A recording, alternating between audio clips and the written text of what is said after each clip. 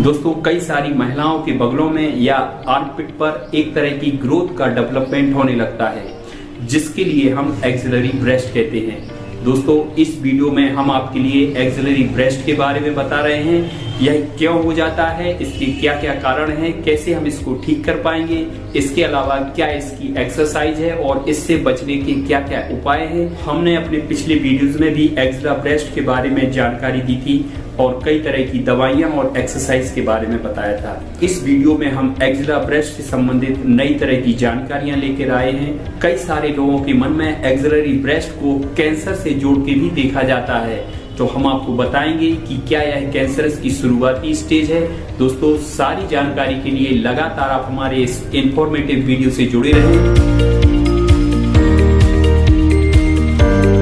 दोस्तों आर्मपिट या बगलों में एक तरह की ग्रोथ का डेवलपमेंट होने लगता है जिसको कि एक्सिलरी ब्रेस्ट बोलते हैं। इसके और भी कई सारे नाम हैं जिसको एक्सिलरी फैट बोलते हैं, एक्सिलरी लंप बोलते हैं, एक्सेसरी एक्सिलरी ब्रेस्ट बोलते हैं या एक्टोपिक एक्सिलरी ब्रेस्ट बोलते हैं। इसके अलावा इसको अंडर आर्म फैट या अंडर आर्म टिश्यू ग्रोथ भी बोल सकते हैं। दोस्तों कई तरह के नामों से हम इसको पुकार सकते हैं, लेकिन प्रॉब्लम वही है, अंडर आर्म में एक तरह की गांठ का बढ़ना। दोस्तों अगर साइंटिफिक बात करें तो लगभग 2% से लेकर 6% तक की महिलाओं में एक्सिलरी ब्रेस्ट की शुरुआत होती है। महिलाओं में माहवारी के समय या प्रेगनेंसी पीरियड के टाइम में एक्सिलरी ब्रेस्ट में हल्का हल्का दर्द होता है, वहां पर सूजन होती है और वहां पर एक तरह की हार्डनेस होने लगती है। कई महिलाओं को प्रेगनेंसी और ड्यूरिंग लैक्टेशन टाइम में भी इस तरह की सूजन में दर्द की अनुभूति हो सकती है। इसके अलावा सामान्य कामकाज के दौरान भी महिलाओं के हाथों में और उनके कंधों में भी एक्सिलरी ब्रेस्ट की वजह से थोड़ा थोड़ा दर्द हो सकता है। दोस्तों एक्सिलरी ब्रेस्ट की शुरुआत महिलाओं में जेनेटिक भी हो सकती है, मतलब कि अगर माँ को एक्सिलरी ब्रेस्ट था तो उसकी लड़की को भी एक्सिलरी ब्रेस्ट हो सकता है।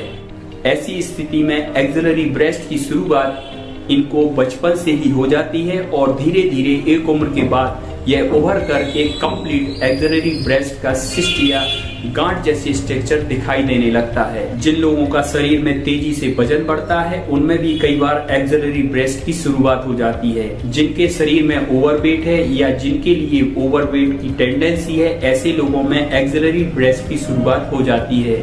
इसके अलावा कई महिलाओं में प्रेगनेंसी के समय या डिलीवरी के बाद में भी एक्सिलरी ब्रेस्ट का डेवलपमेंट होने लगता है, क्योंकि इस टाइम पीरियड में भी बॉडी में तेजी से वेट का बढ़ना शुरू हो जाता है। जिन महिलाओं में थायराइड्स की प्रॉब्लम है या उनके पीरियड्स नॉर्मल नहीं रहते, उनके हार्मोन्स डिस्टरबेंस है, ऐसी लोगों के लिए भी एक्सिलरी ब्रेस्ट का होना जनरल हो जाता है या ऐसे लोग भी एक्सिलरी ब्रेस्ट के लिए प्रोन टू होते हैं। अगर सिंपल बोलें तो हार्मोन्स की इरेगुलरिटी से भी एक्सिलरी ब्रेस्ट का डेवलपमेंट होने लगता है। दोस्तों आर्मपिट में एक्सिलरी ब्रेस्ट के अलावा भी कई तरह के सिस्ट या ग्रोथ हो सकते हैं, जैसे कि कैंसरस ग्रोथ, लंप या किसी भी तरह का फैट का टिश्यू, एक्सिलरी लिम्फ नोड। लेकिन दोस्तों डरने की बात नहीं है, अगर आपको एक्सिलरी ब्रेस्ट है तो यह नॉन कैंसरस या बिनाइन टिश्यू का बना हुआ ग्रोथ होता है। इसमें किसी भी तरह की कोई भी पैथोलॉजिकल साइन कैंसर के नहीं होते। यह सेफ है और किसी भी तरह की कोई भी बीमारी नहीं होती।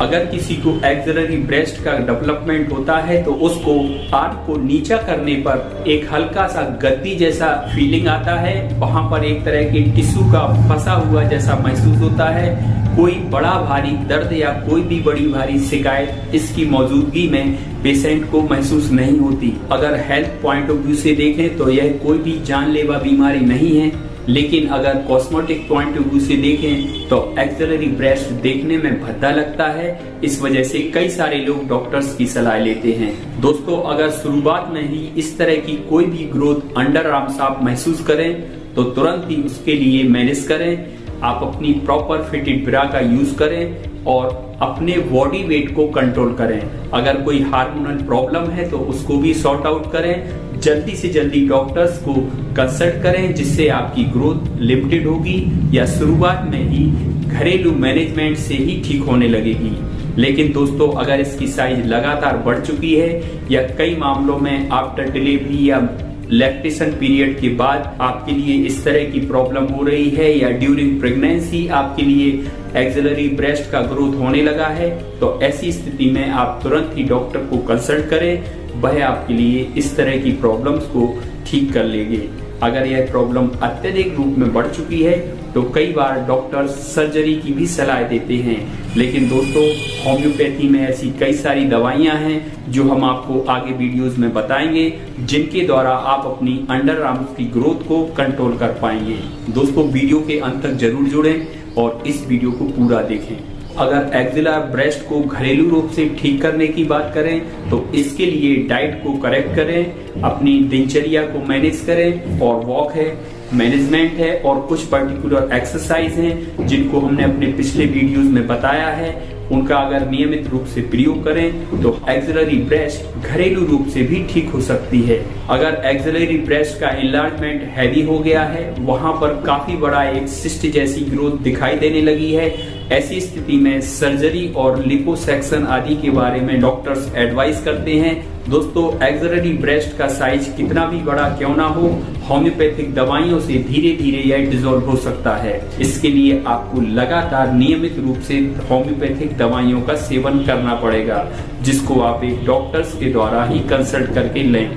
दोस्तों एक्सिलरी ब्रेस्ट को डिसॉल्व करने के लिए कई तरह की होम्योपैथिक दवाइयां मौजूद हैं, जिनके लिए अलग अलग सिम्टम्स के बेस पर आपके डॉक्टर्स आपके लिए देंगे, लेकिन कुछ ऐसी कॉमन दवाइयां हैं जिनके लिए हम जनरली आपके लिए इंफॉर्मेशन के लिए बता रहे हैं। दोस्तों उनमें सबसे महत्वपूर्ण पहली दवा है फाइटोलंका 1X। दोस्तों यह बहुत ही शानदार दवा है। इसकी 1X ट्राइचुरेशन पोटेंसी अगर बॉडी में एक्सेस अमाउंट में फैट इकट्ठा हो गया है तो उसको डिसॉल्व करती है, साथ में जो अंडर आर्म फैट कलेक्ट हो गया है उसको भी आराम देगी। इसकी 2-2 गोली दिन में 3 बार लगातार लेना है। लगातार 6 महीने तक लेने के बाद इस दवा के लेने से आपकी अंडर आर्म की ग्रोथ में आराम आएगा। दोस्तों होम्योपैथिक की सबसे मशहूर फैट को डिसॉल्व करने वाली homeopathic bio combination medicine Calcarea floor दवा किसी भी तरह के ट्यूमर या टिश्यूज की ग्रोथ को डिसॉल्व करने के लिए उपयोग की जा सकती है।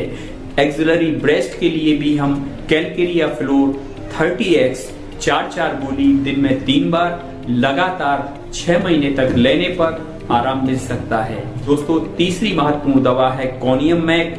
इसकी 200 पोटेंसी पर डे सुबह खाली पेट 2 बूंद या 4 गोली लगातार लेना है। इससे भी एक्सिलरी ब्रेस्ट डिसॉल्व हो सकती है। दोस्तों अगली महत्वपूर्ण दवा है ब्राइनिया एल्बा।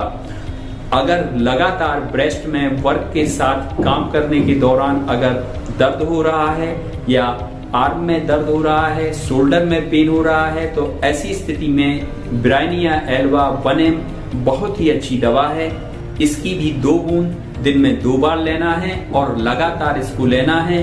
धीरे धीरे आर्म में और बैक, चेस्ट सारी जगह का दर्द ठीक होगा और वहां पर जो स्वेलिंग है उसमें भी आराम आएगा।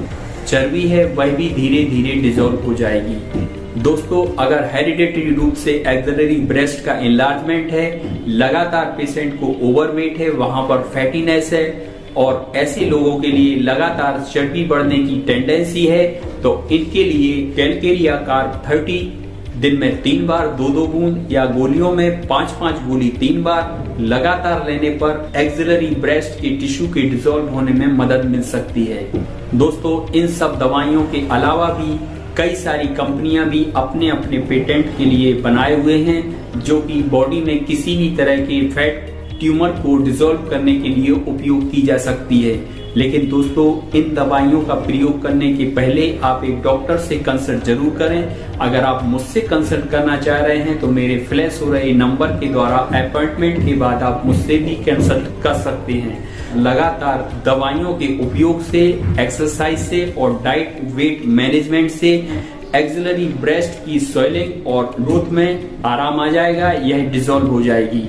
यह बहुत ही महत्वपूर्ण वीडियो है दोस्तों। इस तरह से आप अपनी अंडर आर्म की समस्या को सॉल्व कर सकते हैं। दोस्तों अगर वीडियो अच्छा लगा हो तो वीडियो को लाइक भी करें, और अगर आप हमारे YouTube चैनल पर हैं तो वहां पर आप हमारे लिए सब्सक्राइब करें और उसके बगल में जो बेल बटन है उसको भी प्रेस कर दें। अगर आप हमारे पेज पर हैं तो वहां पर भी आप हमें फॉलो करें। इसके अलावा दूसरी सोशल साइट्स पर भी आप हमको फॉलो कर सकते हैं। इस सोशल साइट्स पर हम अपने लगातार मेडिकल अपडेट्स डालते रहते हैं। लगातार आप हमारे साथ रहें, इसके लिए बहुत बहुत धन्यवाद।